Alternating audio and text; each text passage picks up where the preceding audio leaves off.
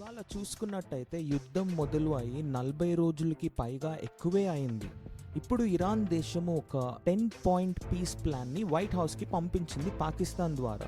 ఈ యొక్క స్టేట్మెంట్స్ అన్నీ ఇరాన్ దేశంకి చెందిన మీడియా తెలియజేశారు. అందులో ఉన్న కొన్ని డిమాండ్లు చాలా అంటే చాలా పెద్దవి. వాటిని అమెరికా దేశము ఇంతకు ముందు రిజెక్ట్ చేసింది. కానీ ఇప్పుడు రెండు దేశాల మధ్య చర్చలు సాగుతున్నాయి. అసలు ఈ ఇరాన్ నుండి 10 షరతులు ఏంటో మనం ఇప్పుడు తెలుసుకుందాం. మొదటి షరతు, అమెరికా వేసిన అన్ని ప్రైమరీ మరియు సెకండరీ శాంక్షన్స్ని వెంటనే లిఫ్ట్ చేయాలి. అంటే ఇరాన్ మీద ఇంతకు ముందు నుండి ఉన్న ఆర్థిక ఆంక్షలు పూర్తిగా తొలగించాలి. ఇది చాలా కీలకమైంది. ఎందుకు అంటే ఈ యొక్క శాంక్షన్స్ వల్లే ఇరాన్ యొక్క ఎకానమీ ఎప్పుడు క్షీణిస్తూ ఉండేది. ఈ శాంక్షన్స్ వల్ల ఆయిల్ ఎక్స్పోర్ట్, బ్యాంకింగ్ మరియు ట్రేడ్ అన్నీ దెబ్బతిన్నాయి. కాబట్టి ఇది వీళ్ళకి అతి ముఖ్యమైన షరతు. రెండో షరతు ఏంటి అంటే స్ట్రెయిట్ ఆఫ్ హార్మజ్ మీద ఇరాన్ నియంత్రణ కొనసాగుతూనే ఉండాలి. ప్రపంచ ఆయిల్లో 20% ఈ మార్గం ద్వారానే వెళ్తుంది. ఇప్పుడు ఇరాన్ చేతిలో ఉన్న ఈ స్ట్రెయిట్ ఆఫ్ హార్మజ్ని బ్లాక్ చేసింది. అమెరికా అది ఓపెన్ చేయాలి అని కోరుతుంది. కానీ ఇరాన్ ఏం చెప్తుంది అంటే అది మా కంట్రోల్లో ఉండాలి అని. అంటే ఎవరు ఎప్పుడు వెళ్తారో ఆ మార్గం గుండా నిర్ణయించే అధికారం వాళ్ళకే కావాలి అని. మూడో షరతు ఏంటో తెలుసా? యుఎస్ మిలిటరీ పూర్తిగా మిడిల్ ఈస్ట్ నుండి వెళ్ళిపోవాలి అని. అమెరికాకి చెందిన స్థావరాలు, ట్రూప్స్, వార్షిప్స్ అన్నీ వెళ్ళిపోవాలి. ఇదే ఇరాన్ యొక్క కళ. ఎందుకు అంటే అమెరికా ఉన్నంత వరకు ఇరాన్కి పూర్తిగా స్వేచ్ఛ ఉండదు. ఇది కనుక జరిగితే ఇరాన్ యొక్క డామినెన్స్ ఈ రీజియన్లో ఎక్కువగా పెరిగిపోతుంది. నాలుగో షరతు చూసుకుంటే ఇరాన్ మరియు దాని allies మీద జరిగే అన్ని అటాక్స్ని ఆపేయాలి. హెజ్బుల్లా, హుతీస్, హమాస్, ఇరాకీ మిలిషియాస్ ఇవన్నీ ఇరాన్కి చెందిన ప్రాక్సీ ఫోర్సెస్. ఇప్పుడు వీటిపైన ఇజ్రాయెల్ మరియు అమెరికా కలిసి యుద్ధం చేస్తున్నాయి. అందుకే ఇరాన్ తన స్నేహితులని కూడా ప్రొటెక్ట్ చేయాలి అని నిర్ణయం తీసుకుంది. అంటే రీజనల్ వార్ శాశ్వతంగా ఆగిపోవాలి అని.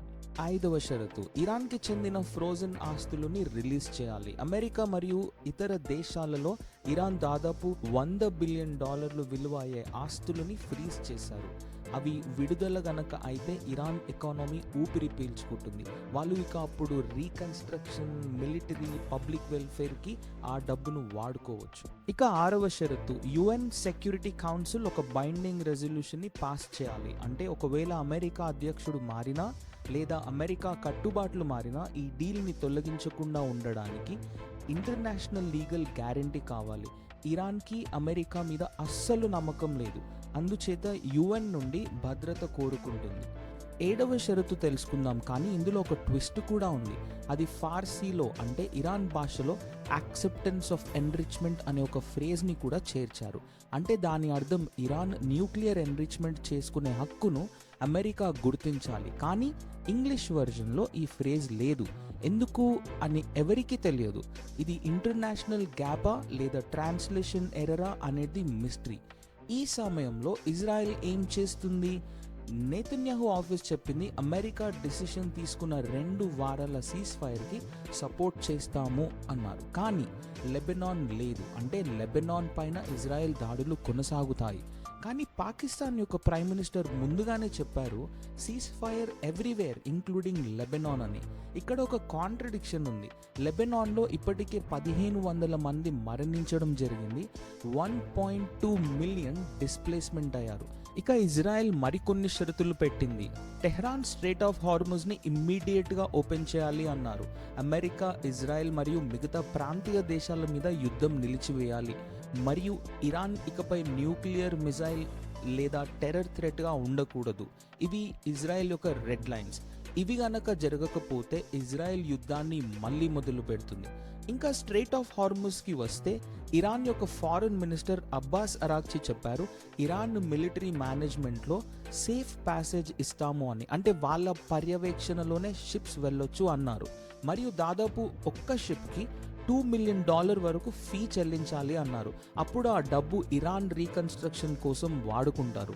ఒకవేళ పీస్ టాక్స్ ఫెయిల్ అవుతే గనక ఇరాన్ మళ్ళీ స్ట్రెయిట్ ఆఫ్ హార్మజ్ని మూసివేస్తుంది. ఇప్పుడు మనము దీని వెనక ఉన్న స్టోరీ తెలుసుకుందాం. ఈ ట్రూస్ ఎలా జరిగింది? సోమవారం రోజు అమెరికా మరియు ఇజ్రాయెల్ ఆఫీషియల్స్కి ఒక ఆసక్తికరమైన డెవలప్మెంట్ తెలిసింది. మొట్టమొదటిసారి ఇరాన్ యొక్క సుప్రీం లీడర్ మోజ్తబా ఖమేనీ తన నెగోసియేషన్స్ని ఒక డీల్ వైపు మూవ్ అవ్వాలి అని ఇన్స్ట్రక్షన్ ఇవ్వడం జరిగింది. ఆయన నోట్స్ని రన్నర్స్ ద్వారా పంపించారు. ఎందుకు అని చూసుకుంటే ఇజ్రాయెల్ అసాసినేషన్ థ్రెట్ ఉంది అని. ఇది చాలా రహస్యమైంది. సోమవారం ఉదయం ట్రంప్ వైట్ హౌస్లో ఈస్టర్ సెలబ్రేషన్ చేస్తుండగా యుఎస్ ఎన్వాయ్ స్టీవ్ విట్కాఫ్ చాలా కోపంగా ఫోన్లో మాట్లాడుతున్నారు. ఇరాన్ 10 పాయింట్ కౌంటర్ ప్రపోజల్ని చూడగానే డిజాస్టర్, క్యాటస్ట్రోఫ్ అని అన్నారు. అప్పుడు మీడియేటర్స్ అయిన పాకిస్తాన్, ఈజిప్ట్, టర్కీ వీళ్ళు కొత్త డ్రాఫ్ట్స్ తయారు చేస్తూ ఉండగా విట్కాఫ్ మరియు ఇరాన్ ఫారెన్ మినిస్టర్ అరాక్చి మధ్య సందేశాలు పంపించారు. చైనా కూడా ఇప్పుడు ఇరాన్కి ఆఫ్ ర్యాంప్ తీసుకో, యుద్ధం నుండి బయటపడిపో అని అడ్వైస్ చేస్తుంది. రెవల్యూషనరీ గార్డ్స్ కమాండర్స్ని డీల్కి అగ్రి అవ్వాలి అని అరాక్చి ఒప్పించారు. చివరికి ఇక ఖమేనీ గ్రీన్ లైట్ ఇచ్చారు. ఒక సోర్స్ చెప్పారు, without his green light there wouldn't have been a deal. ఇది ఒక బ్రేక్ త్రూ. మంగళవారం ఉదయం ట్రంప్ అత్యంత భయంకరమైన థ్రెట్ని ఇవ్వడం జరిగింది. A whole civilization will die tonight. కొంతమంది అమెరికాకి చెందిన మీడియా రిపోర్ట్ చేశాయి ఇరాన్ టాక్స్ బ్రేక్ ఆఫ్ చేసింది. కానీ సోర్సెస్ చెప్పారు అది నిజం కాదు. అసలు టాక్స్లో మొమెంటం పెరుగుతుంది. ట్రంప్ థ్రెట్ ఉన్న వెనకాల డిప్లొమసీ జరుగుతూనే ఉంది. వైస్ ప్రెసిడెంట్ వాన్స్ హంగేరీ నుండి ఫోన్స్ హ్యాండిల్ చేస్తున్నారు, మెయిన్గా పాకిస్తాన్తో. ఇక ఇజ్రాయిలీ యొక్క ప్రైమ్ మినిస్టర్ నేతన్యాహు ట్రంప్ ఇంకా వాళ్ళకు సంబంధించిన టీంతో ఫ్రీక్వెంట్ కాంటాక్ట్లో ఉన్నారు. కానీ ఇజ్రాయెల్కి ఆందోళన పెరిగిపోతుంది. ఎందుకు అంటే వాళ్ళు ఈ ప్రాసెస్ మీద కంట్రోల్ కోల్పోతున్నారు అని. ఎందుకు అంటే అమెరికా నేరుగా ఇరాన్తో డీల్ చేసుకుంటుంది, ఇజ్రాయెల్ సైడ్ లైన్ అవుతుంది. మంగళవారం మధ్యాహ్నం నాటికి 2 వారాల సీజ్ ఫైర్ మీద జనరల్ అండర్స్టాండింగ్ వచ్చింది. 3 గంటలు ముగిసిన తర్వాత పాకిస్తాన్ యొక్క ప్రైమ్ మినిస్టర్ పబ్లిష్ చేశారు. ఇంకా వెంటనే ట్రంప్కి హాకిష్ అలైస్ నుండి కాల్స్, టెక్స్ట్ వచ్చాయి ఈ డీల్ని రిజెక్ట్ చేయమని. కానీ ట్రంప్ అస్సలు వినలేదు. ట్రంప్ తన రెస్పాన్స్ని పెట్టడానికి కొద్దిసేపటి ముందే నేతన్యాహుకి ఫోన్ చేసి సీజ్ ఫైర్ని అడ్హేర్ చేశాము అని కమిట్మెంట్ తీసుకున్నారు. తర్వాత ఇక పాకిస్తాన్ ఫీల్డ్ మార్షల్ అసిమ్ మునీర్కి ఫోన్ చేసి డీల్ని క్లోజ్ చేశారు. ట్రంప్ తన రెస్పాన్స్ని పోస్ట్ చేసిన 15 నిమిషాల తర్వాత యుఎస్ ఫోర్సెస్కి స్టాండ్ డౌన్ ఆర్డర్ వచ్చింది. అంటే యుద్ధం ఆగిపోయింది ప్రస్తుతానికి. Iran foreign minister Araghchi confirm చేశారు, Iran will open Strait of Hormuz to vessels operating in coordination with Iran armed forces. అంటే వాళ్ళ యొక్క అనుమతితోనే. మరియు $2 మిలియన్ ఫీ కూడా అలాగే ఉంది. కానీ అమెరికా మరియు ఇరాన్ మధ్య ఇంకా చాలా గ్యాప్స్ ఉన్నాయి. అయితే యుద్ధం రెజ్యూమ్ అయ్యే ఛాన్సెస్ చాలా ఉన్నాయి. ఇది కేవలం టెంపరరీ సీజ్ ఫైర్ మాత్రమే. ఇజ్రాయెల్ ఇప్పటికే డిమాండ్ చేస్తుంది ఇరాన్ తన న్యూక్లియర్ మెటీరియల్ని గివప్ చేయాలి, ఎన్రిచ్మెంట్ సీజ్ చేయాలి మరియు బాలిస్టిక్ మిజైల్ థ్రెట్ అబాండన్ చేయాలి అని.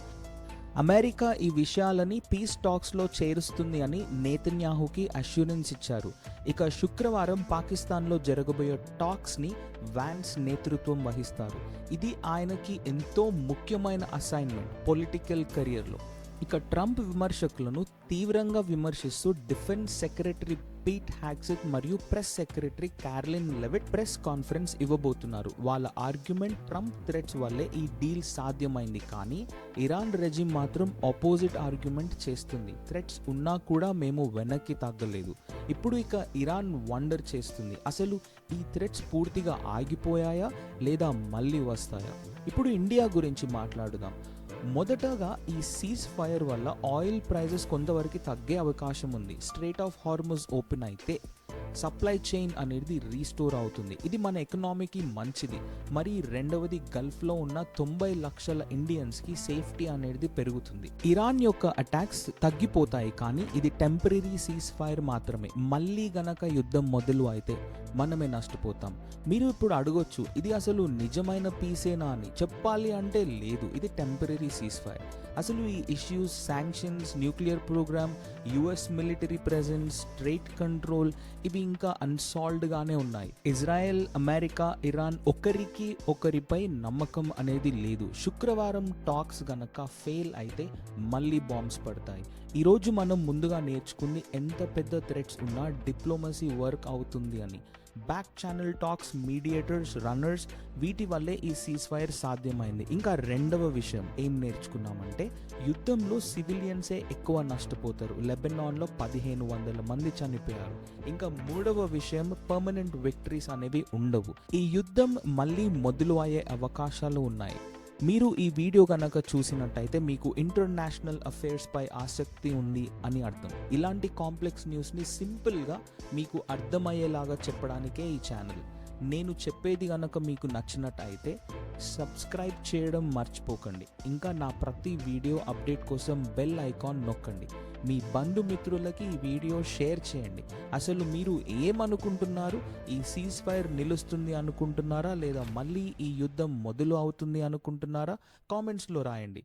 చివరిగా లైక్ చేయండి.